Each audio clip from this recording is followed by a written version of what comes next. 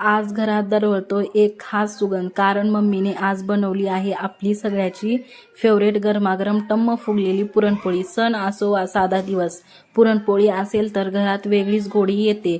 चला तर मग मम्मी स्टाईल घरगुती पुरणपोळी कशी बनवते ते तुम्हालाही दाखवते।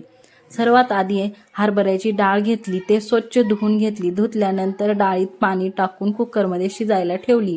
3 शिट्ट्या झाल्यानंतर डाळ एकदम मऊ आणि छान शिजलेली मिळते। नंतर डाळीची येळवणी काढली, म्हणजे पाणी पूर्ण वेगळं केलं। आता कढई घेतली आणि त्यात शिजलेली डाळ टाकून छान परतून घेतली।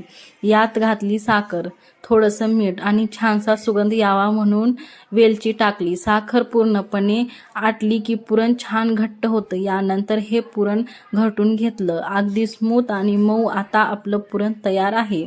आता दुसरीकडे पोळीचं पीठ मळून घेतलं। पीठ एकदम स्मूथ आणि मऊ मळणं खूप महत्त्वाचं असतं। पिठाचे छोटे छोटे उंडे तयार केले आणि प्रत्येक उंड्यात भरभरून पुरण भरलं। पुरण जितकं जास्त तितकीच पुरणपोळी भारी लागते। पुरण भरल्यानंतर उंडा हळूच बंद करून पोळीला एक वेळेस पीठ लावून छान लाटून घेतली।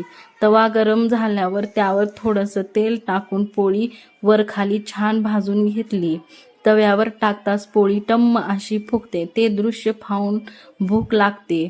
वरून थोडंसं तेल घातलं की चव अजूनच वाढते आणि तयार आहे गरमागरम मम्मीच्या हाताची टम्म फुगलेली पुरणपोळी।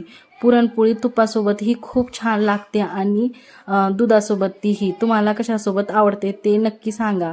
घरचं जेवण आणि आईच्या हाताची चव यालाच खरंच तोड नाही। तुम्हालाही अशी पुरणपोळी आवडत असेल तर व्हिडिओला लाईक करा, कमेंटमध्ये सांगा आणि अशा घरगुती रेसिपीसाठी चॅनलला फॉलो करा।